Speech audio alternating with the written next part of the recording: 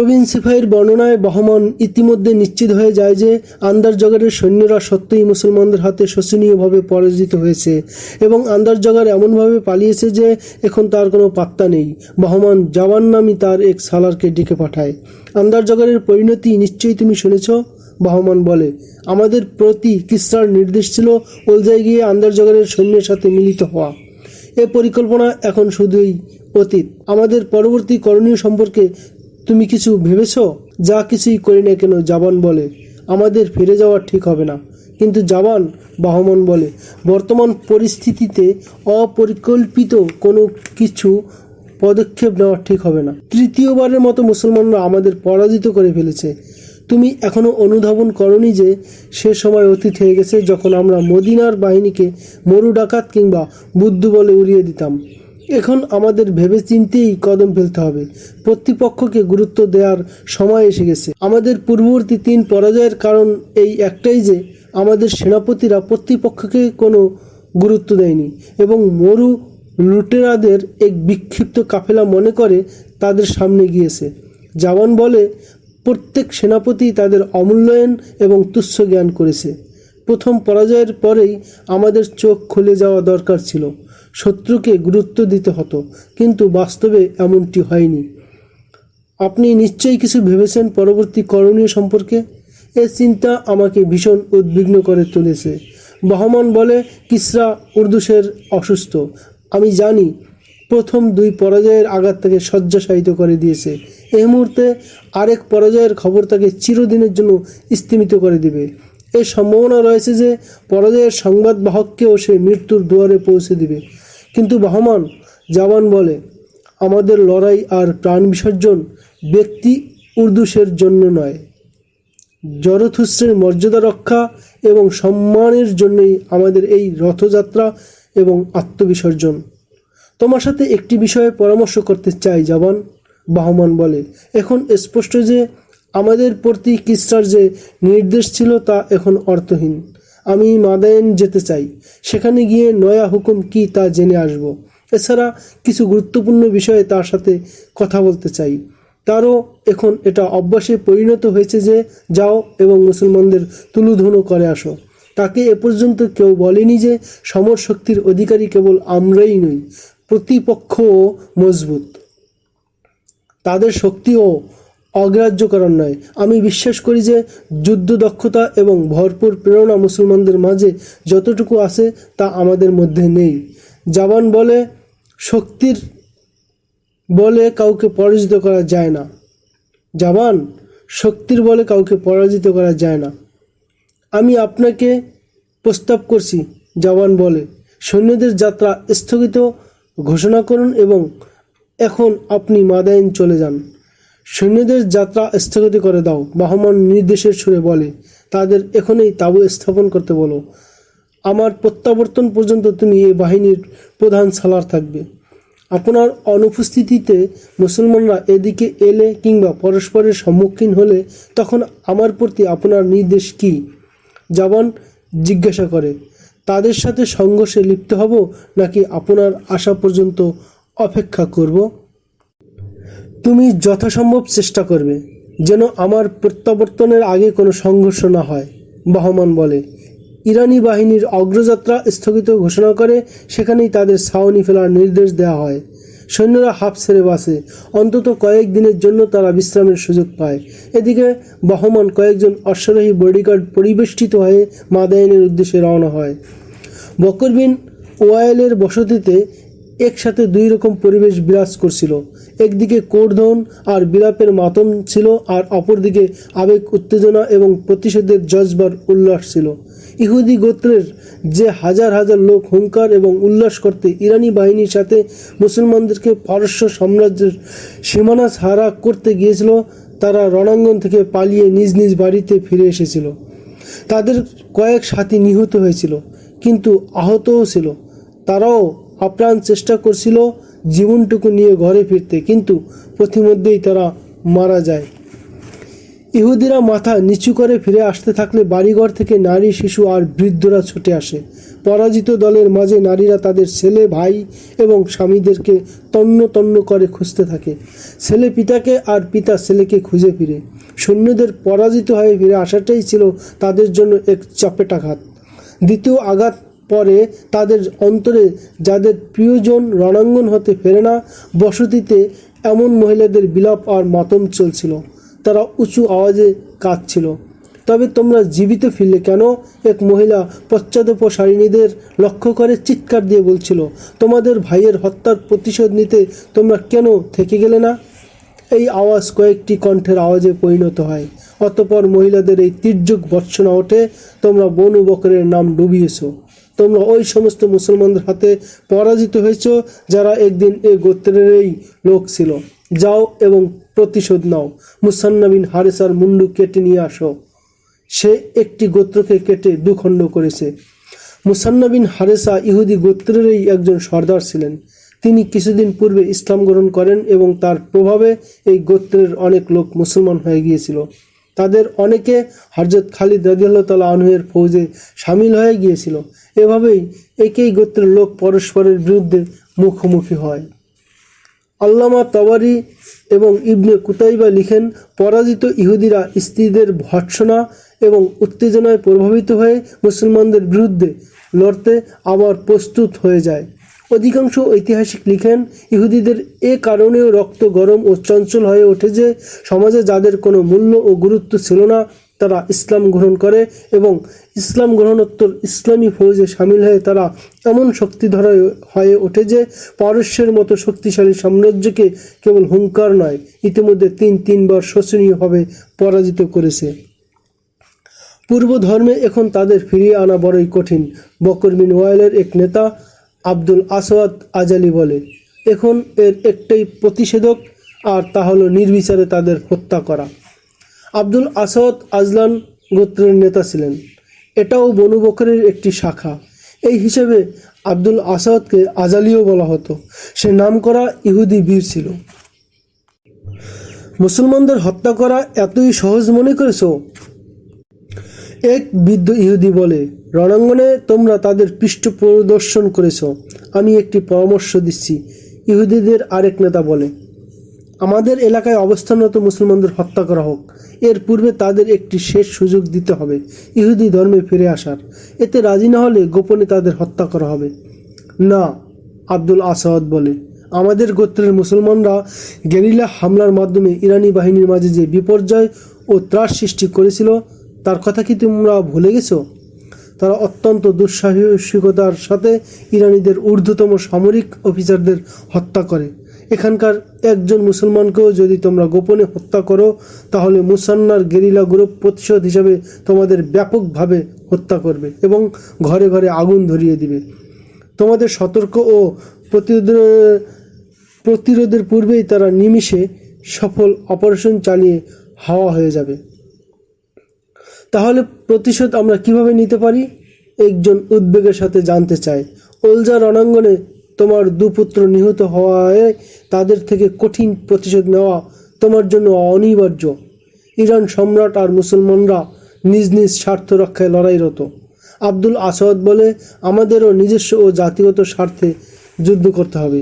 তবে ইরানি ফৌজের সরাসরি সাহায্য ব্যতীত আমাদের পক্ষে তাদের পরাজিত করা সম্ভব নয়। তোমরা ভালো মনে করলে আমি মাদায়েন গিয়ে সম্রাটের সাথে সাক্ষাৎ করতে চাই। আমার বিশ্বাস আমাদের অনুরোধ তিনি ফেলবেন না, সেনাবহর দিয়ে সাহায্য করবেন। তিনি সাহায্য না করলে আমরা নিজেরাই ফৌজ তৈরি করে মুসলমানদের বিরুদ্ধে লড়াই করব। তুমি ঠিকই বলছো। মুসলমানদের থেকে দুপুত্র হত্যার প্রতিশোধ অবশ্যই আমাকে নিতে হবে। তাদের পরাজিত করে পুত্র হত্যার বদলা আমি নিবই। উক্ত বৈঠকে চূড়ান্ত সিদ্ধান্ত গৃহীত হয় যে মুসলমানদের বিরুদ্ধে যুদ্ধ সক্ষম যত ইহুদি রয়েছে তাদেরকে ফোরাত নদীর উপকূলে উলাইস নামক স্থানে সমবেত করা হোক। সর্বাধিনায়ক হিসাবে সর্বসম্মতিক্রমে সর্ববাদী নেতা আব্দুল আসওয়াদ আজালির নাম পাশ হয়। বকর বিন ওয়াইল এবং তার শাখা গোত্র সমূহের প্রেরণা ভীষণ চাঙ্গা ও উজ্জীবিত ছিল। ক্ষতও ছিল তাজা। নিহতদের পরিবারে মাতম চলছিল। এমত অবস্থায় ফের যুদ্ধের আহ্বানে নওজোয়ান এবং বয়স্ক লোকেরাও যুদ্ধের নেশায় ঘর ছেড়ে বেরিয়ে আসে। সারা বসতিতে যুদ্ধের হাওয়া বইতে থাকে। প্রতিশোধের প্রশ্নে তারা এত উন্মাদ ও আবেগী হয়ে ওঠে যে যুবতী নারীরাও পুরুষের বেশে সৈন্যের সারিতে চলে আসে। ইরাকি ইহুদিদের মনোভাব, যুদ্ধ প্রস্তুতি এবং উলাইস নামক স্থানে ফৌজের আকারে তাদের জমা হওয়ার সংবাদ হযরত খালিদ রাদিয়াল্লাহু তাআলা আনহু এর অজানা ছিল না। হযরত খালিদ রাদিয়াল্লাহু তাআলা আনহু এর সৈন্যরা অনেক দূরে অবস্থান করলেও শত্রুদের প্রতিটি আচার আচরণ, ওঠা বসা যথাসময়ে রেকর্ড হচ্ছিল।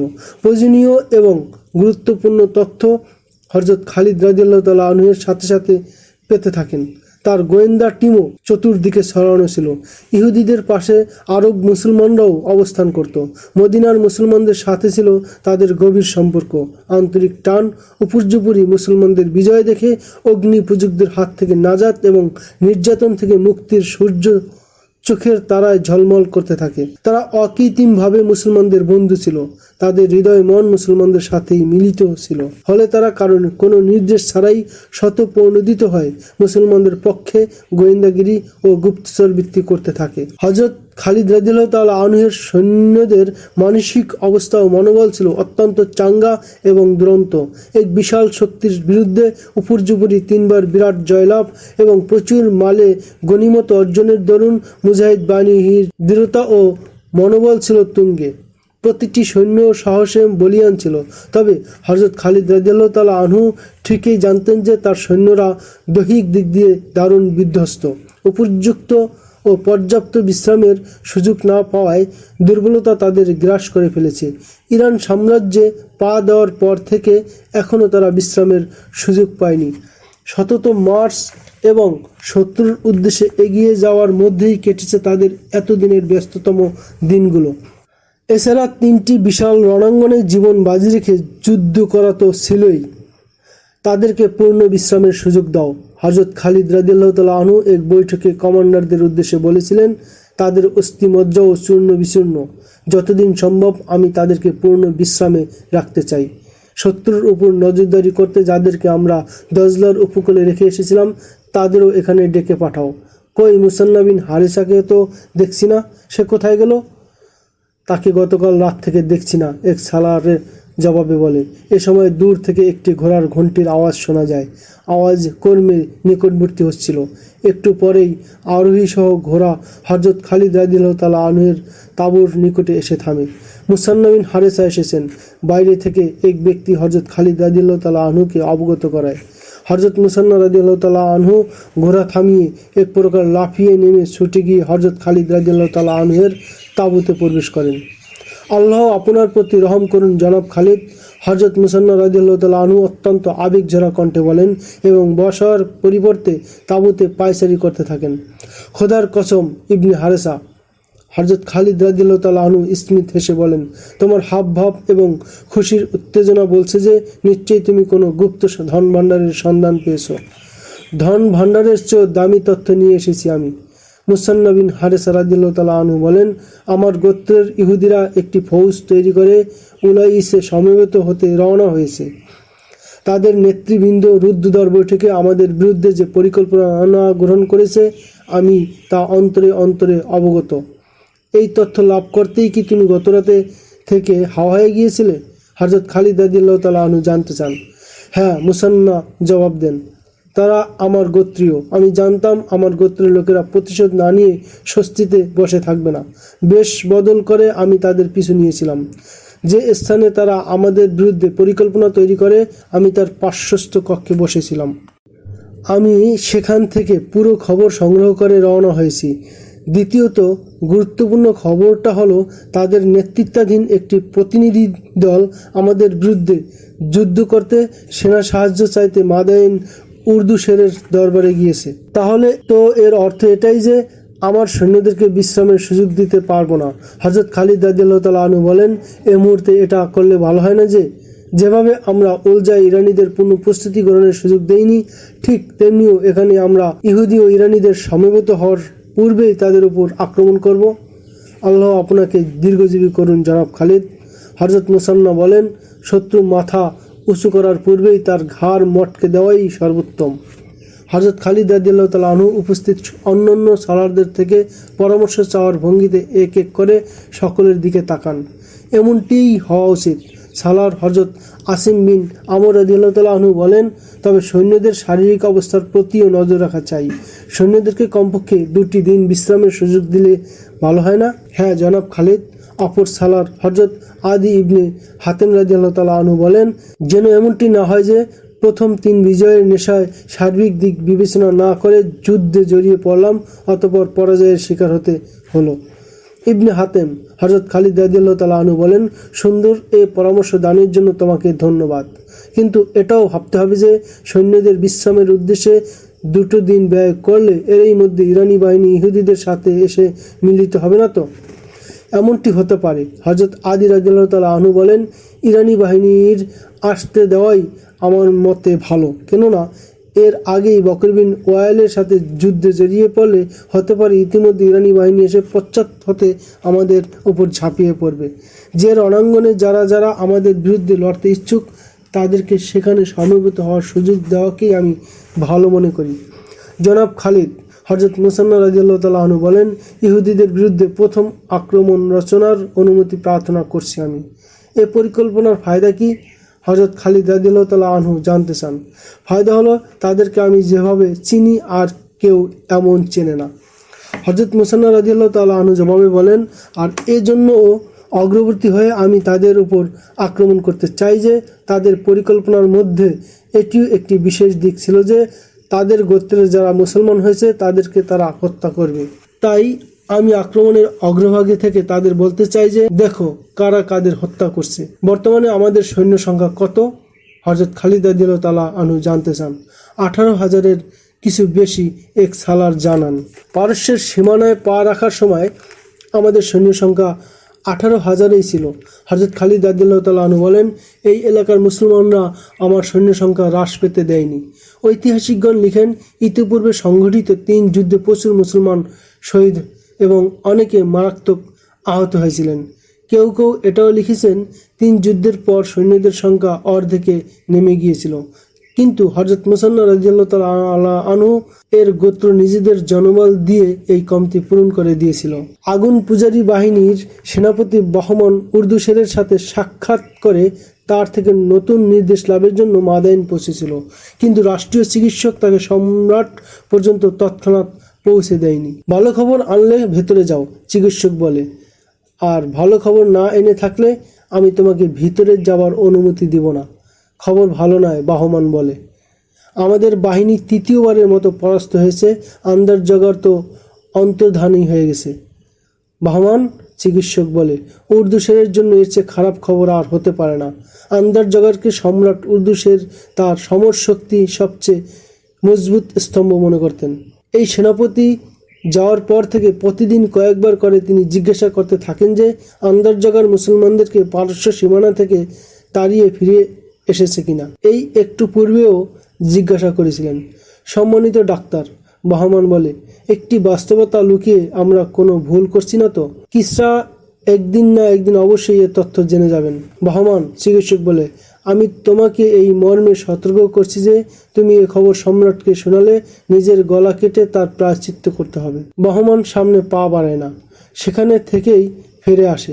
তবে সৈন্যদের কাছে ফিরে আসার পরিবর্তে মাদায়েনে কোথাও এই আশায় অবস্থান করতে থাকে যে সম্রাটের অবস্থা একটু ভালো হলে সে নিজেই সম্রাটকে পরাজয়ের খবর জানাবে এবং তাকে এই প্রতিশ্রুতি দিবে যে সে গত 3 পরাজয়ের প্রতিশোধ নিয়েই ছাড়বে।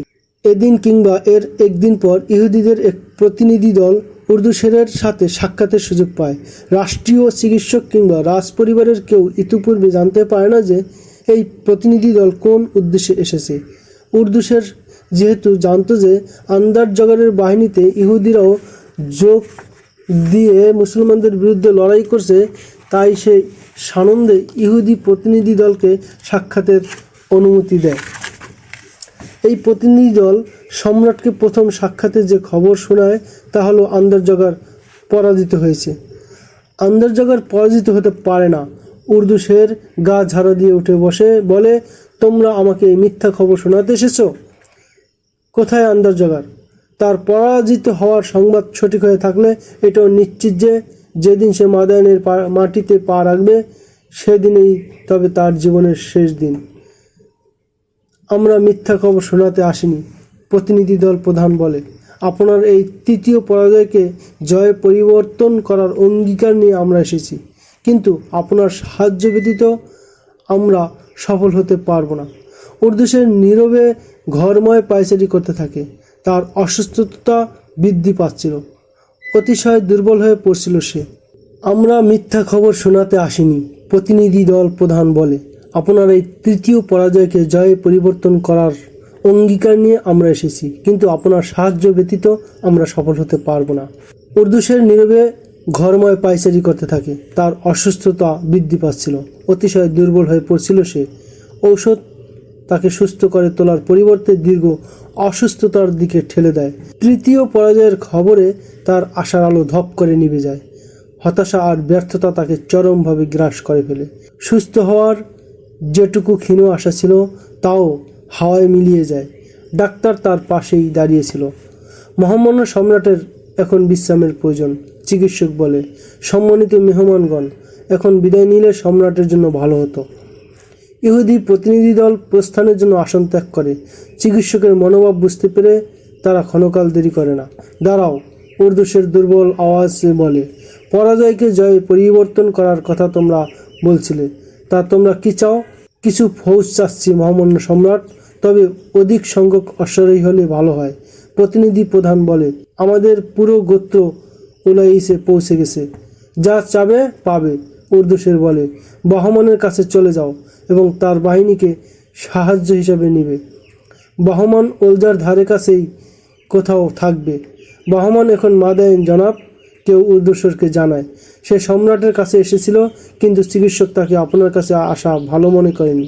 তাকে ডাকো, উর্দুসের নির্দেশ দেয়। আমাকে কোনো কিছু লুকিও না, নতুবা সময় মতো সঠিক সিদ্ধান্ত গ্রহণ করা সম্ভব হবে না। বহমান যখন সম্রাটকে বিস্তারিত ঘটনা জানিয়ে বলছিল যে রণাঙ্গন পর্যন্ত পৌঁছার সুযোগই তার হয়নি, তখন ওদিকে উলাইসের চিত্র কিছুটা ভিন্ন ছিল। বহমান মাদায়েনে আসার সময় জাবানকে ভারপ্রাপ্ত সেনাপতি নিয়োগ করে এসেছিল এবং তাগিদ দিয়ে বলছিল সে যেন তার আসা পর্যন্ত মুসলমানদের সাথে যুদ্ধে জড়ানো হতে দূরে থাকে। জাবান উলাইসের নিকটবর্তী কোথাও অবস্থানরত ছিল। সে এক সূত্রে এই সংবাদ পায় যে ইহুদিদের একটি ফৌজও উলাইসের আশেপাশে জমা হচ্ছে। অপর এক সূত্রে সে এ তথ্য পায় যে মুসলমান বাহিনী উলাইসের দিকে কর্মে এগিয়ে আসছে। জাবানের প্রতি নির্দেশ কিছুটা ভিন্ন রকম থাকলেও মুসলমানদের মার্চ করার সংবাদ শুনে সে চুপটি মেরে বসে থাকতে পারে না। নিজ বাহিনীকে মার্চ করার নির্দেশ দিয়ে উলাইসের পথ ধরে। উলাইস অভিমুখে মুসলমানদের এগিয়ে যাওয়ার খবর জাবানকে বিচলিত করে তুলছিল। বহমান সেখানে ছিল না, জাবান ছিল দায়িত্বে। মুসলমানদের ঠেকাতেই এতদূর আসা, তাই কারো নির্দেশের অপেক্ষা না করেই সে ঝুঁকি গ্রহণ করে এবং ইহুদিদের সাথে মিলিত হওয়ার উদ্দেশ্যে রওনা হয়। উলাইসে সমবেত ইহুদিদের সংখ্যা মোট কতজনে গিয়ে পৌঁছে ইতিহাসে তার উল্লেখ পাওয়া যায় না। তাদের সর্বাধিনায়ক ছিল আব্দুল আসাদ আজালি। সে ফৌজের সাথে থেকে মাদায়েন থেকে প্রতিনিধি দলের প্রত্যাবর্তনের অপেক্ষা করছিল। হযরত খালিদ রাদিয়াল্লাহু তাআলা আনহু অপেক্ষা করার মতো সেনাধ্যক্ষ ছিলেন না। তিনি স্বীয় বাহিনীকে সামান্য বিশ্রাম দেওয়া জরুরি মনে করেছিলেন। এরপর তাদেরকে উলাইস অভিমুখে মার্চ করার নির্দেশ দেন। গতি স্বাভাবিকতার চেয়ে অনেক দ্রুত ছিল। হযরত মুসান্না রাদিয়াল্লাহু তাআলা আনহু তার দুর্ধর্ষ বাহিনী নিয়ে একটু পৃথক হয়ে চলছিলেন। আল্লাহর সৈনিকরা হযরত মুসান্না রাদিয়াল্লাহু তাআলা আনহু প্রতিমধ্যে তার বাহিনীর উদ্দেশ্যে বলেন, সামনের লড়াই আমরা এমনভাবে লড়ব যেভাবে ইরানের সীমান্ত এলাকার সেনা ছাউনিতে তোমরা লড়েছিলে। গেরিলা হামলা, গুপ্ত আক্রমণ। তোমরা যাদের সাথে লড়তে চাচ্ছ তারা এ প্রক্রিয়ায় লড়তে অভ্যস্ত নয়। তাদেরকে তোমরা চেনো, তারা তোমাদের এই গোত্রের ইহুদি। তাদেরকে বিক্ষিপ্ত করে লড়াই করতে বাধ্য করব। এজন্য আমি তোমাদের মূল বাহিনী হতে পৃথক রেখেছি। তবে মনে রাখবে, আমরা মূল বাহিনীর সেনাপতির অধীনস্থ।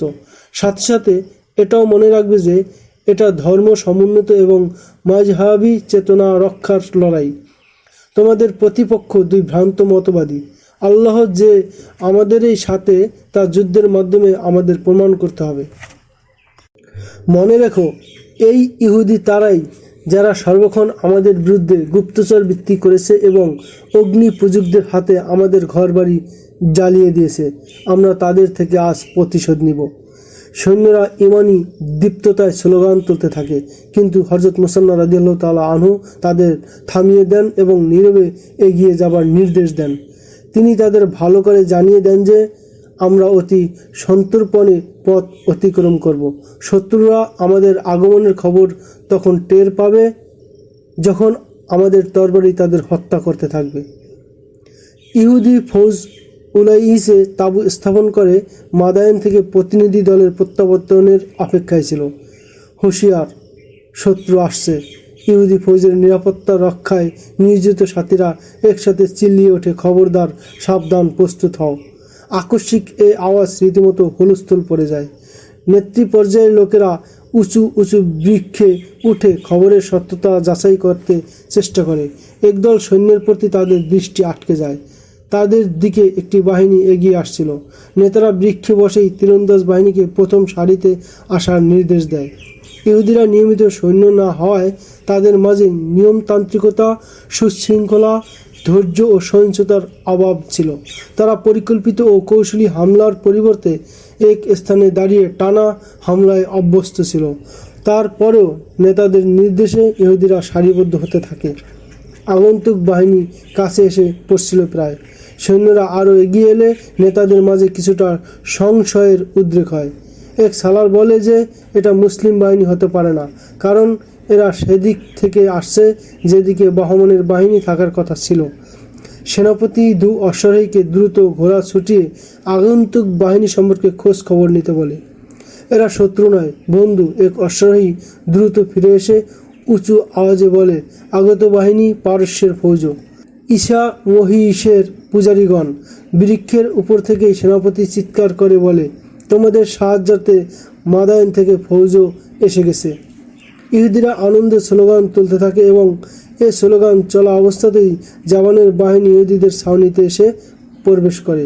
জাওয়ান পুরো বাহিনীর কমান্ডো নিজের হাতে নিয়ে নেয় এবং ইহুদি নেতাদের বলে তারা এখন থেকে তার নির্দেশ এবং নির্দেশনা মোতাবেক চলবে। জাওয়ান ইহুদিদের সাহস বৃদ্ধির জন্য একটি গরম ভাষণ দেয়। তার এ ভাষণের সারসংক্ষেপ এটাই ছিল যে এবার তাদেরকে পূর্বের 3 পরাজয়ের চরম প্রতিশোধ নিতেই হবে। তোমরা তরুণীদের সাথে এনেছো। জাওয়ান বলে, তোমরা হেরে গেলে এই কোমল নারীরা মুসলমানদের মালে গনিমত হবে। তাদেরকে তারা বাদী বানিয়ে নিয়ে যাবে। তাদের ইজ্জত আবরুর দিকে চেয়ে জীবন বাজি রেখে লড়বে। সারিবদ্ধ ইহুদিদের মুখে স্লোগানের ক্ষয় ফুটছিল। তারা তো প্রথম থেকেই প্রতিশোধের আগুনে জ্বলছিল। এখন সাথে ইরানিদের সুশৃঙ্খল বাহিনী দেখে তাদের সাহস ও মনোবল 100 ডিগ্রি বৃদ্ধি পায়। মদিনা বাহিনীর গতিতে বেশ দ্রুততা ছিল। হযরত মুসান্না রাদিয়াল্লাহু তাআলা আনহু তার দুর্ধর্ষ বাহিনী নিয়ে ডান প্রান্ত দিয়ে কোথাও যেন চলে গিয়েছিলেন। সেটা শ্যামলিমা এবং সবুজ জাপ এলাকা ছিল। বৃক্ষের পর বৃক্ষ দাঁড়িয়েছিল।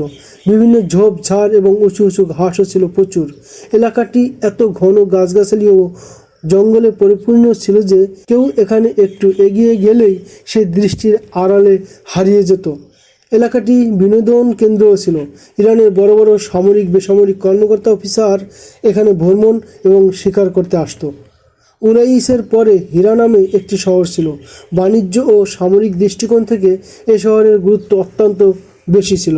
এটা ছিল সম্পূর্ণ ইহুদি বসতিপূর্ণ এলাকা। সার্বিক দিক দিয়ে এই শহরটি রুচিশীল, দৃষ্টিনন্দন এবং সমৃদ্ধশালী ছিল। আর এটাও খেয়াল রাখবে, জাওয়ান কমান্ডারদের উদ্দেশ্যে বলছিল যে সামনে হীরা শহর। তোমরা জানো যে হীরা শহরটি আমাদের সাম্রাজ্যের একটি অমূল্য রত্ন, হীরা। মুসলমানরা এ শহর পদানত করলে শুধু সম্রাটের অন্তর ভেঙে যাবে তা নয়, বরং পুরো সেনাবাহিনীর মনোবল ভেস্তে যাবে। হীরা রাজধানী মাদায়েনে অপেক্ষাও মূল্যবান এবং গুরুত্বপূর্ণ। সবুজের সমারোহে চিরে এক অশ্বারোহীর সাথে আসছিল। হযরত খালিদ রাদিয়াল্লাহু তাআলা আনহু সৈন্যদের মাঝভাগে ছিলেন। তার দৃষ্টি ওই অশ্বারোহীর প্রতি আটকে যায়। অন্য কাউকে তার কাছে পাঠানোর পরিবর্তে হযরত খালিদ রাদিয়াল্লাহু তাআলা আনহু নিজেই তার উদ্দেশ্যে ঘোড়া ছুটিয়ে দেন এবং তার সাথে গিয়ে মিলিত হন। অশ্বারোহী হযরত মুসান্না বাহিনীর এক সদস্য ছিল। ইবনে হারেসার পয়গাম নিয়ে এসেছি আমি। আশরাহি হযরত খালিদ রাদিয়াল্লাহু তাআলা আনহুকে বলে, উলাইসের ময়দানে ইরানি ফৌজও এসে গেছে। ইবনে হারেসা খুব সাবধানে সামনে এগোতে বলেছেন। এখনই ফিরে যাও, হযরত খালিদ রাদিয়াল্লাহু তাআলা আনহু আশরাহিকে বলেন, এবং মুসান্নাকে উড়ে আমার কাছে আসতে বলবে। হযরত মুসান্না রাদিয়াল্লাহু তাআলা আনহুর দূত এমনভাবে গায়েব হয়ে যায় যেন জমিন তাকে গিলে ফেলেছে। তার ঘোড়ার ঘণ্টাধ্বনি কিছুক্ষণ পর্যন্ত শোনা যেতে থাকে। অতঃপর তা একসময় বাতাসে শা শা শব্দে মিলিয়ে যায়। হযরত খালিদ রাদিয়াল্লাহু তাআলা আনহু নিজের সৈন্যদের মাঝে ফিরে এসে সালারদের ডেকে পাঠান এবং তাদের বলেন যে সামনে কেবলই বনু বকরই নয়, মাদায়েনের সৈন্যরাও তাদের সাথে এসে মিলিত হয়েছে। তিনি তাদের একথাও বলেন যে মুসান্না বিন হারেসা আসছে। তিনি পূর্বের মতো এবারও সালার হযরত আসিম বিন আমর রাদিয়াল্লাহু তাআলা আনহু এবং হযরত আদি বিন হাতেম রাদিয়াল্লাহু তাআলা আনহুকে ডান এবং বাম বাহিনীতে রাখেন। একটু পরেই হযরত মুসান্না রাদিয়াল্লাহু তাআলা আনহু এমনভাবে এসে পৌঁছান যেন তিনি সত্যিই উড়ে এসেছেন। ইবনে হারেসা হযরত খালিদ রাদিয়াল্লাহু তাআলা আনহু বলেন, তুমি নিজ চোখে ইরান বাহিনীকে ইহুদীদের সাথে দেখেছ? হযরত মুসান্না বিন হারেসা রাদিয়াল্লাহু তাআলা আনহু কেবল দেখেই ছিলেন না, তিনি জীবনের ঝুঁকি নিয়ে অনেক কিছু অবগত হয়েছিলেন। তিনি গুপ্তচর আগে পাঠিয়ে দিয়েছিলেন। তারাই সর্বপ্রথম তাকে জানায় যে ইরান বাহিনী ইহুদীদের সাথে এসে মিলিত হয়েছে। হযরত মুসান্না রাদিয়াল্লাহু তাআলা আনহু তখন এই বিস্তারিত জানার সংকল্প করেন। রাতে তিনি 3 অশ্বারোহীর সাথে নিয়ে শত্রুর তাঁবুর নিকটে গিয়ে ঘোড়া থেকে নেমে পড়েন এবং ঘোড়াগুলো একটি বৃক্ষের সাথে বেঁধে রাখেন। সেখান থেকে তারা সন্তর্পণে এবং প্রয়োজন অনুপাতে বিভিন্ন স্থানে ক্রলিং করে করে তাঁবুর নিকটে গিয়ে পৌঁছান। ইরানি মন্ত্রীরা তাঁবুর চারপাশে ঘুরে ঘুরে পাহারা দিচ্ছিল। তাদের এই ঝুঁকিপূর্ণ অভিযান ছিল 12 হিজরির সফর মাসের মধ্যবর্তী কোনো এক রাতে। আকাশের চাঁদ ছিল পূর্ণিমা ভরা। এই রাত একদিকে অনুকূল ছিল, আবার অপরদিকে প্রতিকূল হওয়ারও সম্ভাবনা ছিল। তারা যেমন চাঁদের আলোয় সব কিছু দেখতে পাচ্ছিল, তেমনি প্রহরীরাও তাদের দেখে ফেলার সম্ভাবনা ছিল। 2 প্রহরী তাদের সামনে দিয়ে চলে যায়। পশ্চাৎ হতে তাদের জাপটে ধরা অতি সহজ ছিল, কিন্তু তাদের পেছনে এক অশ্বারোহী আসছিল। সে জোর গলায় ডেকে প্রহরীদের থামায় এবং তাদের কাছে এসে তাদেরকে অত্যন্ত সতর্ক এবং হুঁশিয়ারি করতে থাকে। লোকটি একজন কমান্ডারের মতোই মনে হচ্ছিল। মুসলমানরা রাতে তো আর আক্রমণ করবে না, এক প্রহরী বলে। তারপরেও আমরা পূর্ণ সজাগ এবং সতর্ক। তোমরা সাধারণ সিপাহী। অশ্বারোহী নির্দেশের ভঙ্গিতে বলে, আমরা কমান্ডাররা যা জানি তোমরা তা জানো না। মুসলমানদের সম্পর্কে বলা যায় না যে তারা কখন কি করে বসে। তাদেরকে গো বেচারা কোনো শত্রু মনে করো না। তোমরা মুসান্না বিন হারেসার নাম শোনোনি? তোমাদের জানা নেই যে সম্রাট মুসান্নার মাথার দাম কত ঘোষণা করে রেখেছে? তাকে জীবিত অথবা মৃত ধরতে পারলে, কিংবা যদি কেবল তার কল্লা কেটে উপস্থিত করতে পারো, তবে ধনসর্যে ভরপুর হয়ে যাবে। কিন্তু তোমরা তাকে ধরতে পারবে না। সে জিন বই নয়, কারো দৃষ্টিতে আসে না। সামনে যাও এবং নিজ পয়েন্টে সতর্ক দৃষ্টি রাখো। প্রহরী সামনে চলে যায় আর অশ্বারোহী সেখানেই দাঁড়িয়ে থাকে। হযরত মুসান্না রাদিয়াল্লাহু তাআলা আনহু 3 জানবার সহ এক ঘন ঝোপের আড়ালে লুকিয়েছিলেন। প্রহরীর গমন পথের দিকে না গিয়ে অশ্বারোহী উল্টো পথে সামনে এগোতে থাকে। ঘোড়ার পিঠে থাকা অবস্থায় তাকে বন্দী করা ঝুঁকিমুক্ত ছিল না। হযরত মুসান্না রাদিয়াল্লাহু তাআলা আনহু এক জানবাজের কানে কানে কিছু বলেন এবং অশ্বারোহীর দিকে তাকান। অশ্বারোহী কমান্ডার তখন ধীর গতিতে চলছিল। হযরত মুসান্না রাদিয়াল্লাহু তাআলা আনহু নিকটবর্তী একটি বৃক্ষে চড়ে বসেন। তার এক সাথী জোর আওয়াজে কি যেন বলে। কমান্ডার ঘোড়া দাঁড় করায়। জানবার সাথী তাকে ফিরে আসতে বলে। সে ওই আহ্বানের জবাবে ফিরে আসতে থাকে।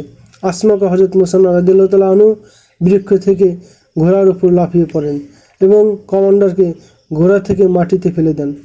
মুসান্নার এক সাথী দৌড়ে ঘোড়ার লাগাম ধরে ফেলে আর অপর 2 জন কমান্ডারকে পাঁচকোলা করে উঠিয়ে নেয় এবং তার মুখ বেঁধে দেয়। এরপর দ্রুত কমান্ডার ও তার ঘোড়া সেখান থেকে দূরে সরিয়ে নেওয়া হয়।